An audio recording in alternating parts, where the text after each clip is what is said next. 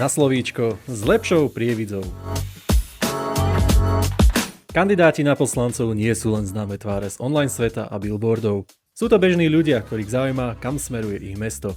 Pozrime sa na kandidátov týmu Lepšia prievidza, čo ich motivovalo začať a ako chcú prispieť k vytvoreniu lepšej prievidze. Moderuje Braňo Gigac, kandidát na primátora mesta Prievidza. Dnes s kandidátom na poslanca do mestského zastupiteľstva za volebný obvod číslo 3 Nové Mesto Zapotôčky Jurajom Leporisom. Dobrý deň, vítajte pri ďalšej epizóde podcastu Na slovíčko s lepšou prievidzou s kandidátkami a kandidátmi na poslankyň a poslancov do mestského zastupiteľstva za tým Lepšia prievidza vo voľbách, ktoré nás čakajú už 24. októbra. Tentokrát je tu so mnou Juraj Leporis, ktorý je veterinárny lekár a poslanec mestského zastupiteľstva a kandiduje vo volebnom obvode číslo 3 Zapotôčky a Nové Mesto. Tak Juraj, ideme na to? Jasné, môžeme. Dobre, tak Juraj. Mnohí ľudia ťa poznajú ako veterinárneho lekára. Ako by si sa predstavil ty sám? Tak som veterinárny lekár. Samozrejme ošetrujem zvieratá v Prievidzi už 12 rokov v celom regióne. Takže to je nejakých 50 km perimeter. No a stretávam sa s ľuďmi a v podstate sociálny parameter to má nejaký. Takže mám taký prehľad o regióne, čo sa deje. A mám aj prehľad o tom, čo by ľudia vlastne potrebovali pre svoje potreby každodenné, takže mám to ako na tanieri a v podstate ma to troška aj hnevá, hej, takže sa o to zaujímam a tým pádom ma to aj baví a chcem to aj riešiť v podstate. Prečo si vybral práve veterinárny smer? To má takú dlhšiu históriu, ja som v podstate bol športovec, plavec na gymnáziu, takže som plánoval byť v podstate trénerom alebo učiteľom telesnej výchovy, ale choval som popri tom psy. No a veľmi ma hnevalo, že začali byť chorí a mal som nejaké výdavky s tým, hej, takže musel som to v podstate troška obmedziť finančne, takže musel som sa začať vzdelávať. A potom som vlastne prekvitol k tomu, že tie psy som začal si sám liečiť, takže potom už ma to tak motivovalo, že som vlastne išiel na vysokú školu veterinárnu a dotiahol som to vlastne až do tejto branže. No.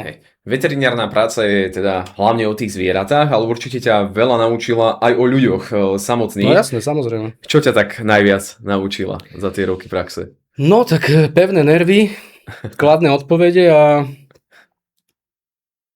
najmä teda tie pevné nervy, no, lebo to niekedy človek musí vykorčulovať aj s tými pocitmi, keď je nejaký ťažký prípad a keď aj sa uchýli k tomu už konečnému nejakému riešeniu tých zvierat, takže v podstate musím prehryznúť všetko, no.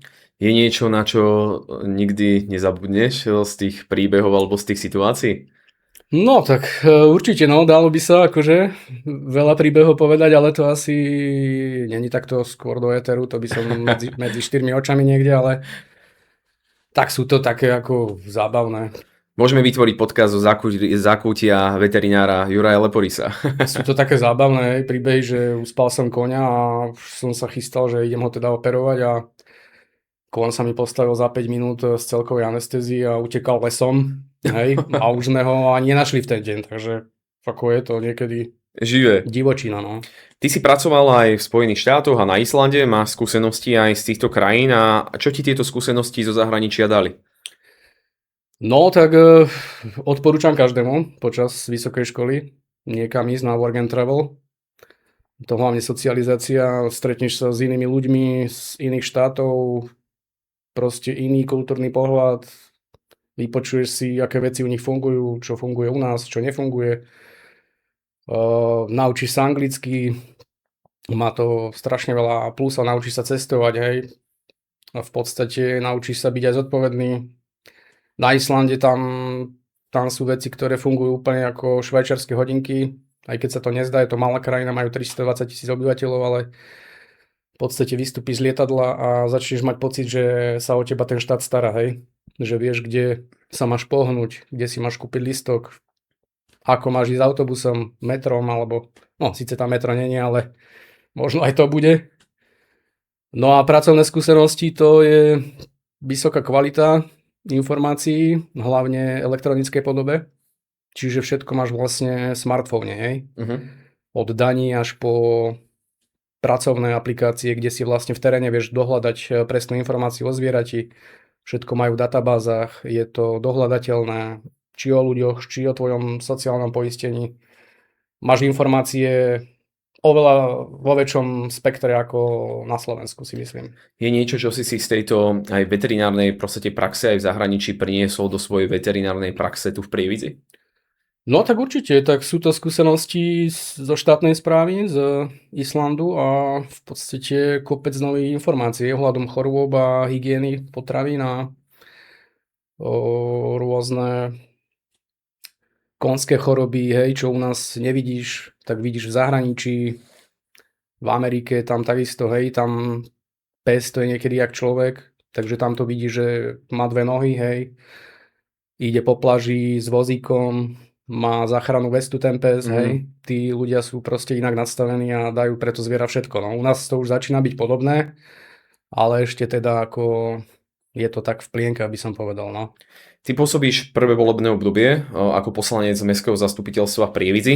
Čo ťa pred tými 4 rokmi priviedlo do komunálnej politiky? No, tak do komunálnej politiky ma priviedla vlastne situácia, by som povedal, zo širšieho spektra na Slovensku. A meniť veci tam, kde treba, hej, pretože aj v našom meste tam človek, keď sa pohybuje, či autom, či na kolobežke, či pešo, tak vidí strašné množstvo detailov, ktorý si mnoho politikov ani nevšíma, možno, že tady ani nechodia. A vidím to už vlastne odkedy vidím, čiže nejakých 39 rokov, hej.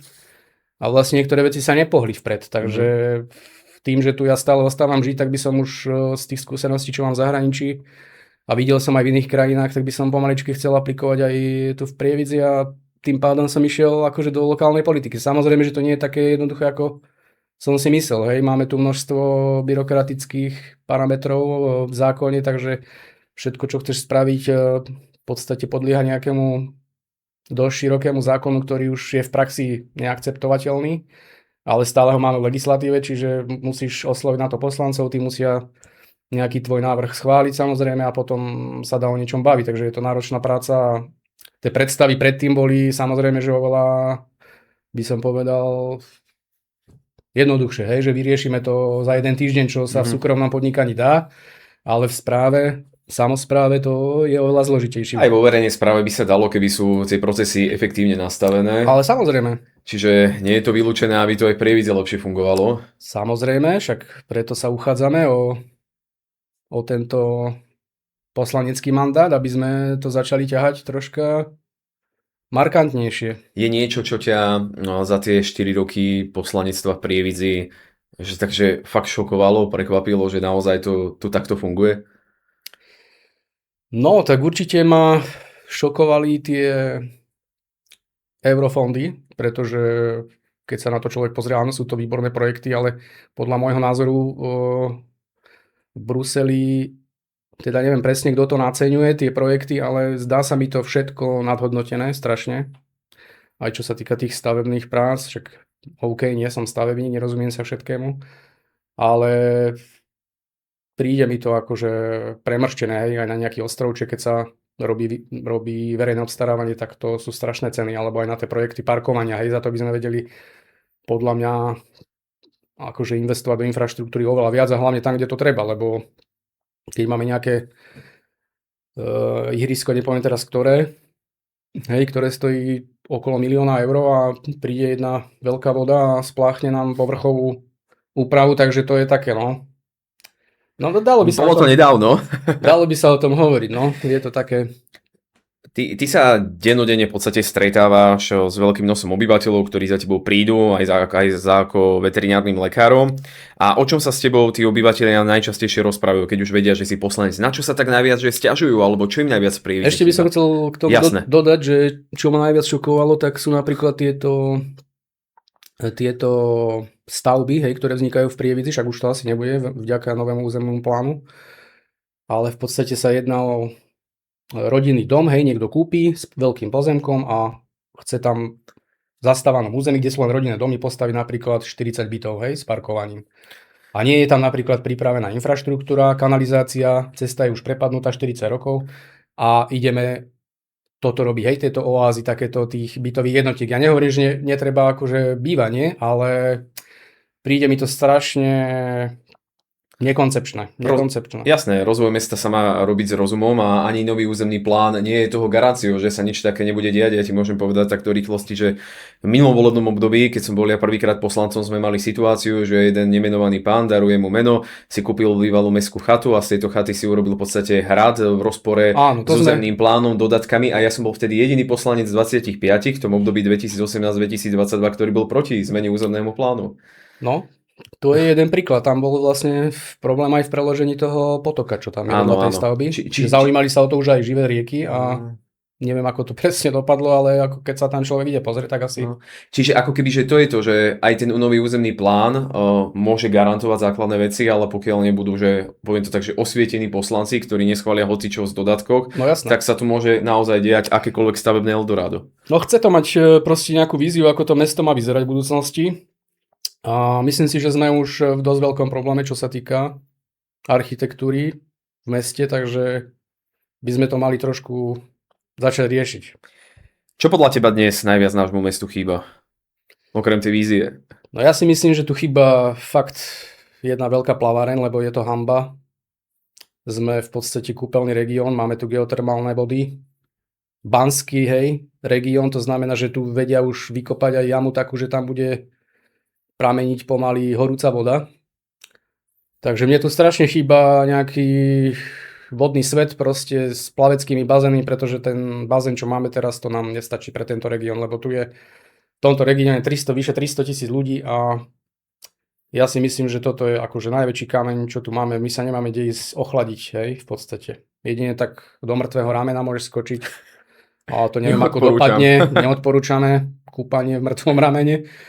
Aj na plážovom kúpalisku zatiaľ, no to je veľká škoda, to by bolo dobré, keby sa to nejak s bolnicami doriešilo. Presne tak, to je taký potenciál. A tam je obrovský potenciál vo všetkom, takže toto je pre mňa akože, no a samozrejme, že mi tu chýba infraštruktúra, čo sa týka železničnej dopravy a cestnej dopravy v rámci Trenčianskeho samosprávneho kraja. Teraz už vlakom ide z Bratislavy do Prievidze 3 hodiny a neviem, či 8 minút, hej, že to je neuveriteľné. Vlakom do Bratislavy, podľa mňa tam by malo byť také spojenie, že to by malo byť z Viedne až do Bojnic s ofarbeným vlakom Bojnického zámku, aby tí ľudia mali možnosť prísť na kávu rýchlo a vymeniť prostredie trošku. Áno, je to sen v podstate, hej. Do Bojnic nemusia, do Prievidze a potom stačí do Prievidze, lebo vystúpia v Prievidzi, samozrejme, to je spojené spolu s tým. Ale takto sem priťahneš ľudí. No a mne sa zdá, že tá železničná doprava stagnuje. Ako to není ako v rámci mesta. Kompetencia samozrejme, ale vieme asi sa rozprávať s tými ľuďmi do budúcnosti. Takže... A čo, teraz sme sa pýtali vlastne, čo tak tebe najviac chýba v Prievidzi, alebo čo je taký najväčší problém, ale čo podľa teba chýba zvieratám v našom meste? No zvieratám v našom meste určite chýbajú dobré športoviská, ale musia byť kryté samozrejme nejakými tieniacimi efektmi, stromami, však samozrejme, že tam budú za 20-30 rokov tie stromy, ale keď tam nie sú, tak musí tam byť nejaký tieniaci prvok, lebo tam nikto nepôjde s tými psami. No a chýba tu samozrejme aj poriadny útulok, no, pre psov a mačky. To znamená, že v civilizovaných krajinách už len, keď spomeniem naspäť ten Island, v Malom Selfose, hej, to je mesto blízko Reykjavíku, to má pár tisíc ľudí, hej, 10 000, 15 000 sa mi zdá, tak tam proste tá starostlivosť o tie zvieratá, to je úplne na inom leveli, hej, tam tie zvieratá majú proste postarané aj tie mačky. Veľká debata častokrát v Prievidzi je, že čo robiť s tými ferálnymi mačkami. Čo robiť, pán veterinár a poslanec Lepory, s ferálnymi mačkami? Tak to je tiež ťažká téma, pretože tie mačky vlastne nikto nepozná z vonkajšieho prostredia, takže oni môžu byť s rôznymi infekčnými ochoreniami, aj besnota, čo je dosť vážne, smrteľné ochorenie, takže ono to vždy diskutabilné, že či to má odchytávať nejaký amatér alebo nejaký profik. Čiže to by som určite nechal nejakú profesionálnu úroveň, nie na dobrovoľnícku, lebo aj tí ľudia potom nevedia, že čo tie mačky prenášajú v podstate. Niečo vedia, ale druhú väčšinu nevedia. Len častokrát sa dostávame, lebo ako keby je to veď kompetencia samosprávy podľa zákona a častokrát potom musí napríklad taká prievická labka suplovať základné kompetencie samosprávy. Toto som si všimol, preto hovorím o tom útulku, že bolo by vhodné spojiť tieto sily A v podstate aj tie dobrovoľníčky si myslím, že čo majú radi mačky, tak by v tomto prostredí aj chceli pracovať potom v tom útulku, keby bolo niečo také vytvorené. Lebo myslím si, že za tie dane, čo sa vyzbierajú, za tých psov, čo je ročne asi 50 000 eur, tak ja si myslím, že by to nemuselo ísť do rozpočtu. Účelovo viazať. Ale účelovo naviazať na psov a mačky a vytvoriť prostredie pre ne, aby sme mali taký útulok, aby sme boli my na neho hrdí, aby som aj ja bol na to hrdý a aby boli ľudia v regióne upovedomení s tým, že tu máme proste nejakú takúto organizáciu, ktorá vie toto zabezpečiť. Ale vráťme sa možno ešte k tým ferálnym pouličným mačkám, že čo, kastrovať? No tam jedine otestovať na všetky choroby, pretože niektoré choroby sú veľmi nebezpečné pre ostatné mačky, domestikované. Potom nám tam vzniká vlastne obrovský problém, keď sa nakazia. Napríklad mačacím ajcom, hej, to je také teraz veľmi rozšírené. Takže nám potom tie mačky vlastne aj ostatné, tie, čo sú v dobrej starostlivosti, niekedy odchádzajú skôr, ako by mali. No a tu je jednoznačne odchytiť tie mačky, vykastrovať, pozrieť sa na to, akú majú krv, aké choroby prenášajú a podľa toho zariadiť danú problematiku, že čo tam ideme urobiť. Ale jednoznačne kastrovať. Lebo tam sa nám dostáva do obehu také množstvo chorôb, že my to v podstate musíme potom kontrolovať vakcínami a niektoré riešenia sú už také aj radikálnejšie potom. Tak poďme teraz na tú záverečnú rubriku. Ja poviem vetu, nedokončenú a ty ju budeš dokončovať. Si ready? No ja som, jasne. Dobre, tak poďme na to. Prievidza bude o 10 rokov. No lepšie a krajšie mesto na bývanie. Najväčší potenciál nášho mesta je? Sme obklopení horami. Máme tu rieky, potoky, kvalitné cyklotrasy a rozvíjal by som cestovný ruch hlavne pre ľudí, ktorí majú radi cyklistiku, pretože tu je na to potenciál. Ak by som mohol zajtra zmeniť jednu vec, bola by to? No zajtra by som vybral nejaký veľký bazén, ktorý by som tu osadil v rozmere 120 metrov a začali by sme sa tam všetci kúpať v Prievidzi. Verím, že raz budú obyvatelia na Prievidzu hrdí, pretože? No pretože mesto bude infraštruktúrne aj sociálne zabezpečené, tak aby sme tu mohli všetci normálne fungovať. A teraz jednou vetou, prečo by mali ľudia dať dôveru práve tebe? Pretože robím poctivú robotu, neklamem, nekradnem a zaujímam sa o veci verejné. Takže tak asi. Dobre, tak ďakujem pekne. Toto bol Juraj Leporis, náš kandidát lepšej Prievidze za poslanca vo volebnom obvode číslo 3 za Potôčky a Nové Mesto. Juraj, ďakujem pekne za rozhovor. Ďakujem aj ja a už budeme len čakať na vašu dôveru. A prajeme ešte príjemný zvyšok dňa. Majte sa, pekný deň.